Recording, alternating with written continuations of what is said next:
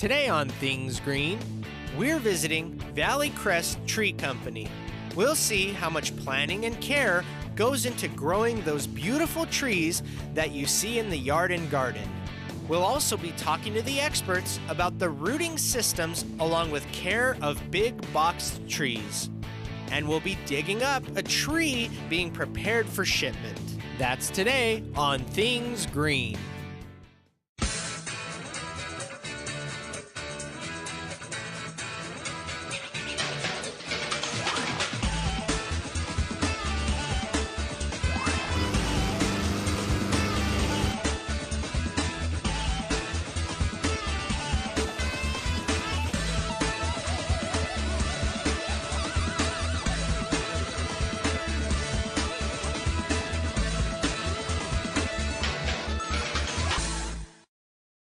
Things Green is brought to you in part by Super Thrive, the original vitamin solution. 50 vitamins and nutrients. Vitamins for trees, plants, and lawns. More information at superthrive.com. Southland Sod Farms, creators of genuine marathon sod. Pre-grown tall fescue grass. More information at sod.com.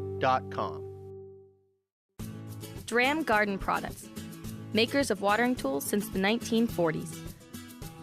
Committed to saving water with handheld tools, hoses, and water wands. More information at dram.com. With continued support from Cole Tomato Cages, planting, growing, and harvesting. More information at colemetals.com.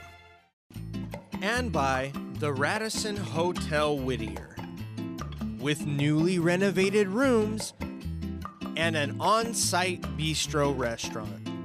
More information at radisson.com.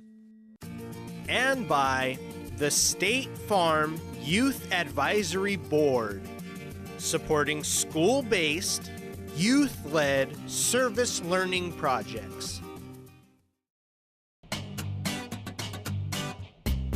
Dave, what you doing over here? I'm looking at some recently grafted olive trees. How are they looking? Looks great. Everything's holding together. Nice. Well, we're in this structure right now. What kind of room is this? This is a hoop house or a greenhouse? Greenhouse, man. It feels like a hot house. It is a bit warm. Yes. Indeed. And what kind of activity goes on in this place? Well, currently we're grafting olives and we're growing seeds of trees that like this kind of weather. Okay, warm and wet. I just see a bunch of nothing right here. What? You actually have seeds growing in here? This is southern magnolia, Magnolia grandiflora. Okay. And you did that because you knew that because you read it, or you just clairvoyant? No, I read it off the sign. This is why everything is absolutely 100% labeled in the nursery. Okay, so that's really important. You never know what's going to happen because seeds look like seeds most of the time. The next bay could be a different plant if we didn't have the bay marked. Okay, so this area is considered a bay. Yeah, or a bench. Okay.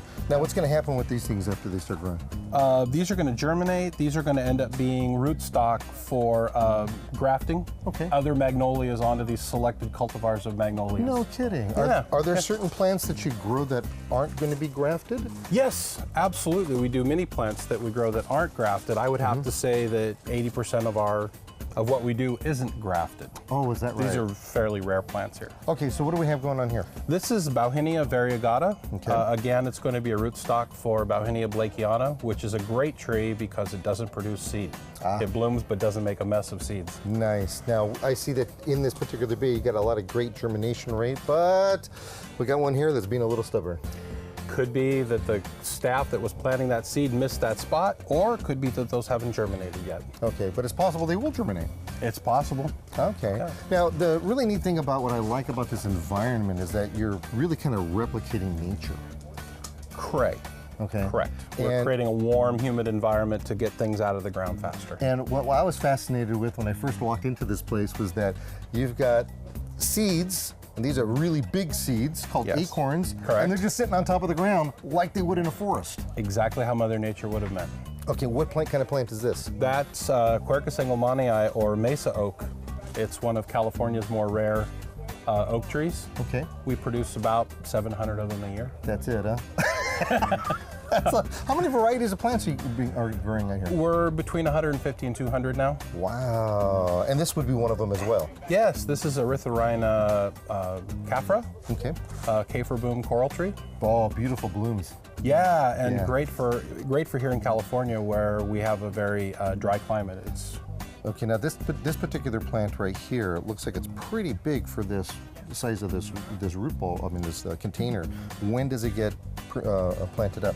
that particular plant is absolutely prime right now to go into the next size container. Nice. Can we see some examples of what the container would be like? Oh, I'd love to show them to you.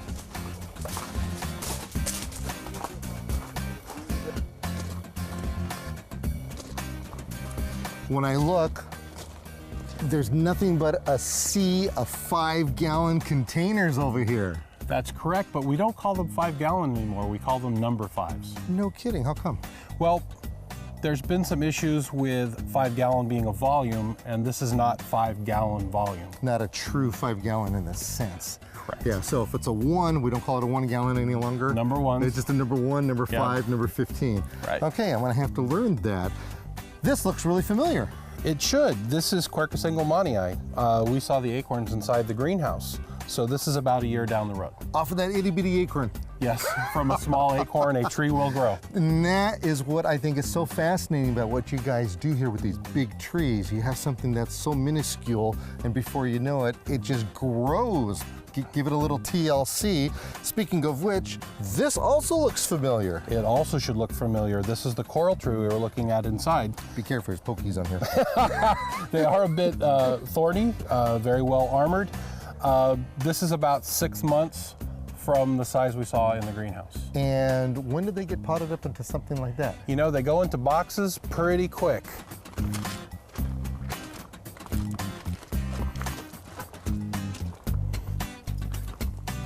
I have a yankering to sing a song that has something to do with a yellow ribbon and an oak tree. Tony, Orlando, and Don. You betcha. So, from this seed grows this tree. Wow, that's amazing. To think that something so small can grow something so powerful and mighty. You know, one of the things I really enjoy what you folks are doing over here is that you're really helping nature. You know, with the fact that we've created all these concrete forests, you're putting back into that concrete forest real live trees. And I just have to applaud you on your efforts on doing that. So from this point to this point, Correct. how long is that going to take? Well, this is a 9-foot box. Far cry from those little liners. Right. And we figure about a container size a year to produce a tree this size. So this has probably been in our nursery for about 9 years now. 9 years, Yeah. amazing. And we're just not going to pick this up and put it on a pickup truck and go. No, this requires a crane. Yeah, it's got a little So muscle big- power. kinda Exactly, going in there. exactly. Well, I'll tell you, I have a yankering to do right now is to kind of finish off that song. You got any karaoke machines around here? This way.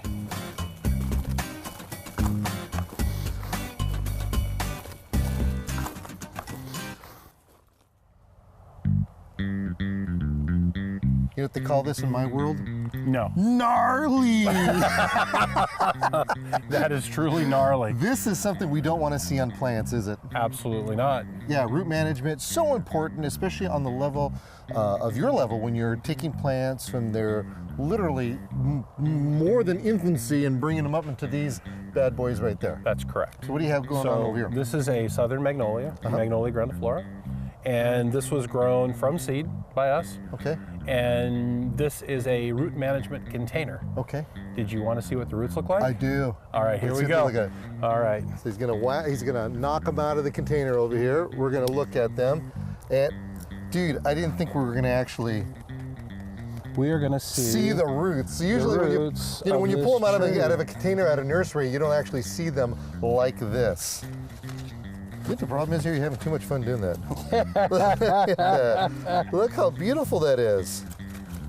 That's good enough for. Oh, look at that. But they're not gnarly. But they're amazing. They are amazing. Yes. Look at the way that's done like this. The container that you had is done for root pruning. Right. When a root hits the side of the container, the air prunes it off or tips it. It causes more fibrous roots behind, and we don't end up with gnarly.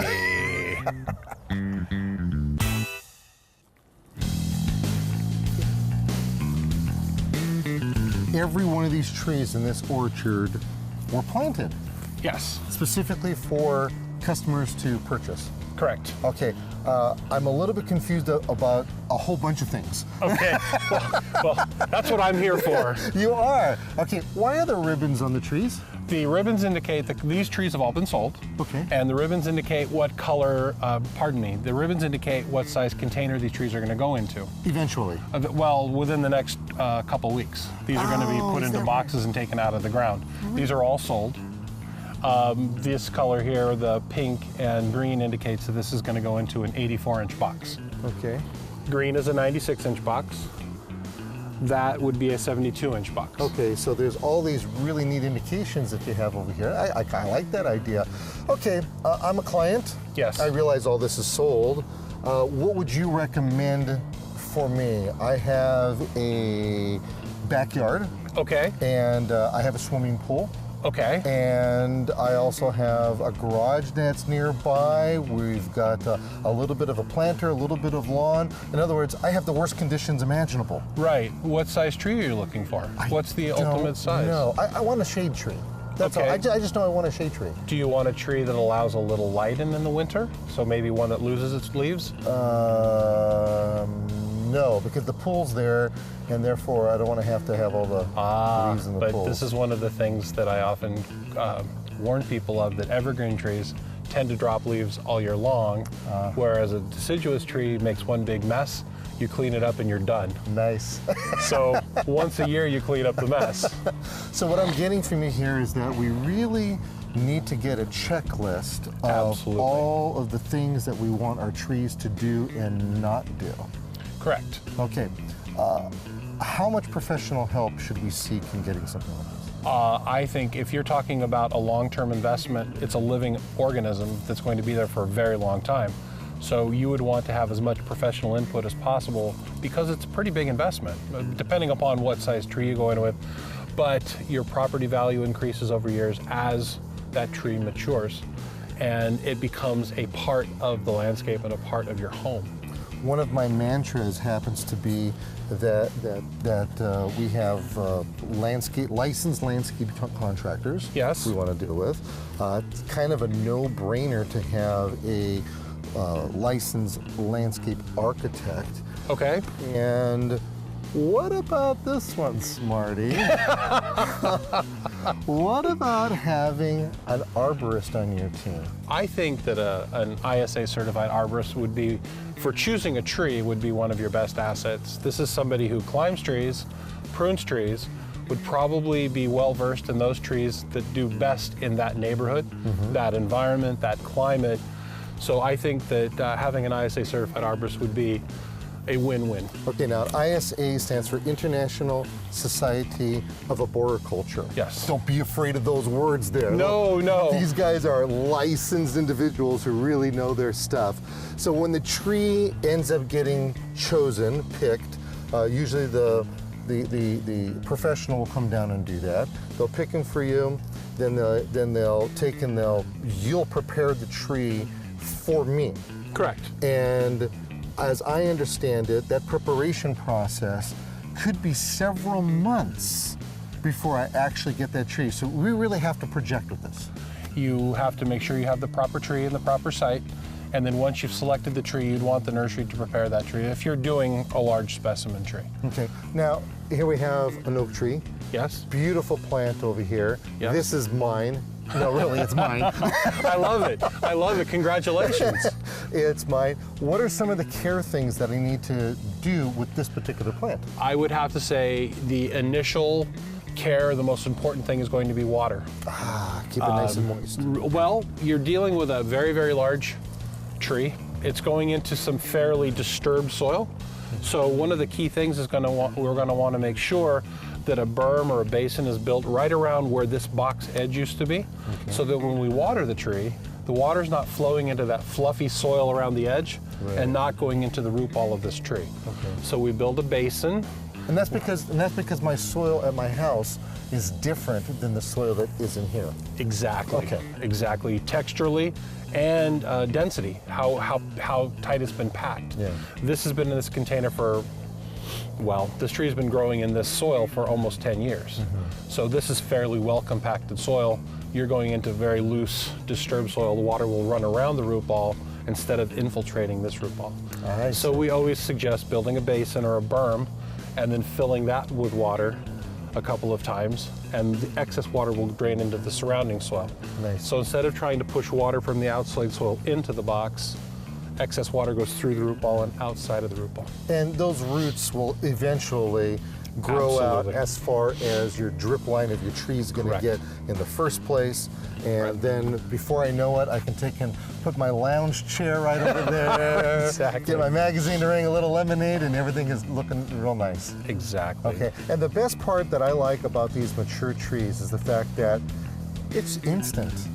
I mean, you get Pretty much. It's there, it's just a wonderful thing. Right, maintenance is the key.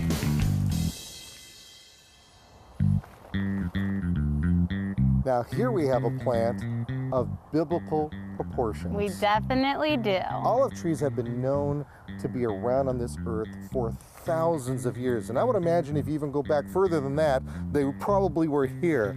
I love the overall shape of them, and some of them get these really interesting textures and just gnarly growth on it. So what makes this one so special? You know, typically you see olives that are messy. You know, they're staining the pavement with olives that are dropping the fruit. And what we have here is the Swan Hill olive. That is a non-fruiting variety. No kidding. Yep. Wow. No fruit. I know. I can definitely see a landscaper installing something like this, making their life a whole lot easier. Yeah. And then you'd have less things like critters coming to your yard to harvest off things that would typically be there. Exactly. So you're not getting the mess, you're not getting the staining of the pavement, but one of the great parts about this tree is you're actually keeping most of the olive characteristics. You'll see it in the bark. Kind of has that gnarly trunk that you typically see with the olive. It's a drought-tolerant tree, so the care on this is very easy. Has little to none. As long as you're keeping it watered, it should survive. Nice. And of course, you don't have to wait a long time to get one because you've already got them grown here. Yep, we do. All box sizes. I love that.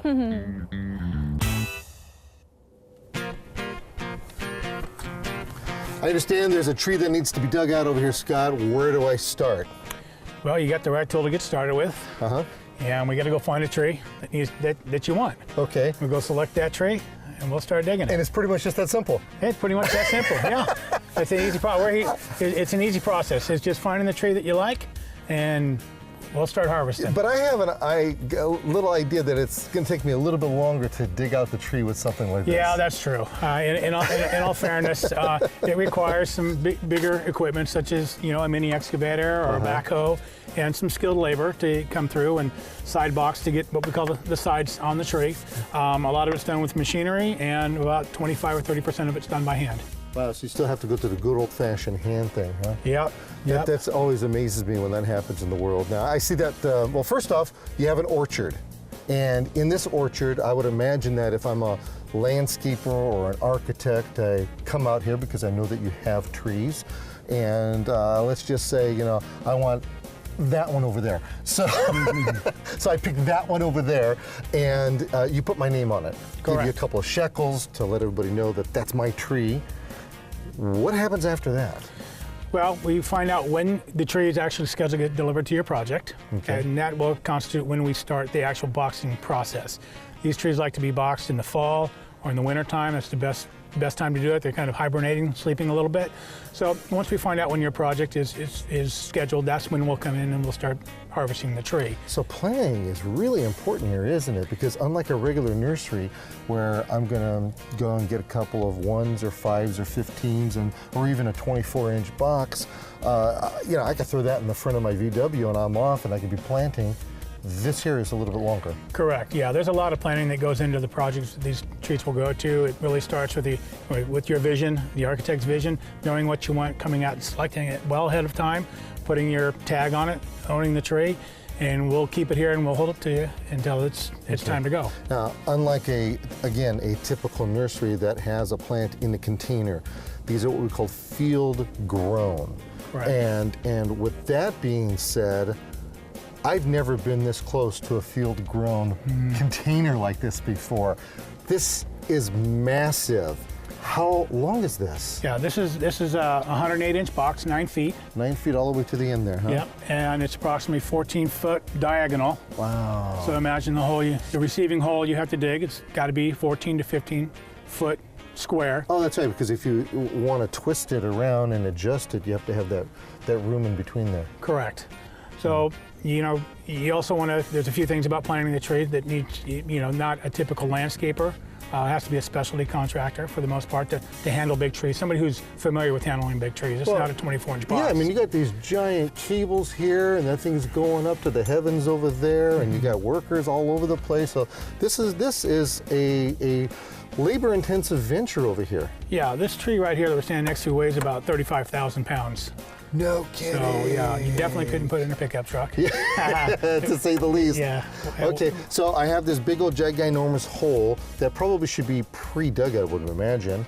Yes. And does it make a difference if it's in the back of my property or in the front of the property? Well, it does. Access is really important. We have to be able to get, you know, men and equipment back there, you know, backhoes to excavate the hole. We need cranes, semi-trucks to be able to deliver the tree there. So access is very important. So as long as you have the access to get big equipment in, the tree can be pretty much put anywhere you like. I know how important it is for us to make sure that we call Dig Alert, which is a free service that people can do. You just dial 811 and they'll come out and they'll mark where your pipes are. You really have to do that, don't you? Yeah, it's really important to know where, you know, sewer lines, water lines, gas lines, electrical. There's a lot of things that come into just not just planting the tree, but knowing what, you know, what's underground. So sometimes they'll have to take them and have to divert it like that, and I would imagine. They'll reroute lines. Reroute it, yeah. Yeah, they'll reroute the lines around the tree, which is always a good thing to do. You don't want to set these big trees on top of utilities. Yeah. Nothing good can come of that. No, none whatsoever. Okay, you do have something that interests me. You have this tree right here, and then this one next to it, somebody obviously ordered. They're so close to each other, and you're pulling them all off at the same time. Yeah, well, actually, this is all for one project, so they're all trying to be dug at the same time. In order for that tree to be completed, this tree needs to be extracted first. Yeah, out of the yeah, so we first. can put the bottom boards on that one. This tree needs to be moved. And the whole process of extracting it is using these cranes, picking them up, putting it someplace. Correct. Wow. And then they'll be in storage and be taken care of until the time of delivery. Okay, and then the last thing is that the bottoms on these things. The bottom boards. Do you build a bottom board, or are there's nothing underneath there? Well, the bottom boards are basically, it's just raw lumber. It's 2x6 lumber that's basically replaces the soil in there, and it's basically a blocking method. We replace the soil with lumber, and that's how the bottoms get put in place. Okay, so then when they take and they transfer it and they put it in its spot, do they leave the boards there to rot out, or do they take them out? No, they'll leave the bottom boards in there, and they'll eventually rot out. And just the sides come off? And just the sides come out. And typically the root system on these trees are only about 30 inches down. The bottom portion of it is dirt. So you really, there's no ill effect to the tree. Okay, I want 20 of these delivered next week on my house, right? Not a problem. Appreciate it. Show me the trees.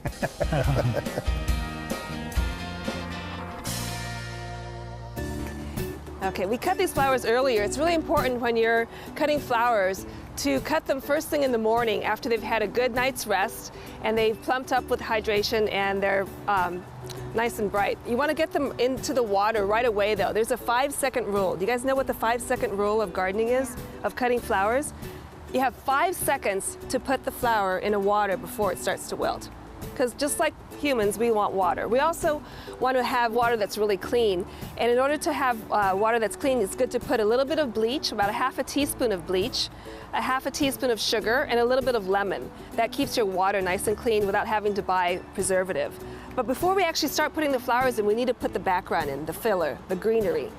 A geranium, very good, Artemis. Can you put the geranium in? We're going to start with the geranium, which is a nice filler. It's a nice bright green lime color. When you make a flower arrangement, you want to make your arrangement about 1.5 times the size of your vase. It's good to put different textures of flowers in. This lavender is a great color. Look at the blue with the yellow. That's a great choice. You want to put a few more. When you put flowers that are really small, you want to cluster them together to make a better impact. The iris, which in Latin means rainbow. A snowball viburnum. Now, another important thing to do is to take out your leaves. You don't want to have any leaves submerged in the water when you have a flower arrangement. And see the difference in height? We kind of want to fill in this area here. Right now this is sticking up too much, so we want to kind of either cut this one down or fill it in with more greenery and more other. What does red rose symbolize? Love. Love, that's a perfect one. So we have friendship, we have eloquence, we have a rainbow, we have snowball fights, and we have a beautiful red rose. Look how beautiful. So you could choose various color schemes. It doesn't matter if they're only all red or all pink. This is a complete rainbow of colors and it still looks great. And this one is definitely too tall, so let's cut it. You always want to cut your flowers at an angle so that it absorbs the water. Watch your fingers. Good job. Making a flower arrangement with your children is a great way to be creative and also to give as a gift to a friend. And you could also create many messages within your flowers when you know what the meaning of the flowers is. Making flowers together with children is really a fun activity that everyone can enjoy. Have fun making flowers together with your kids. Next time on Things Green, we're going to set sail on a 3-hour tour led by the Top Sail Youth Program. We're going to talk to the captain of the ship along with other crew members about the environmental aspects of sailing. We'll get to see these guys in action as they sail us into open waters. You're not going to want to miss it. That's next time on Things Green. Things Green is brought to you in part by Super Thrive, the original vitamin solution. 50 vitamins and nutrients. Vitamins for trees, plants, and lawns. More information at superthrive.com. Southland Sod Farms, creators of genuine marathon sod. Pre-grown tall fescue grass. More information at sod.com. Dram Garden Products, makers of watering tools since the 1940s. Committed to saving water with handheld tools, hoses, and water wands. More information at dram.com. With continued support from Cole Tomato Cages, planting, growing, and harvesting. More information at colemetals.com. And by the Radisson Hotel Whittier, with newly renovated rooms and an on-site bistro restaurant. More information at radisson.com. And by the State Farm Youth Advisory Board, supporting school-based, youth-led service learning projects.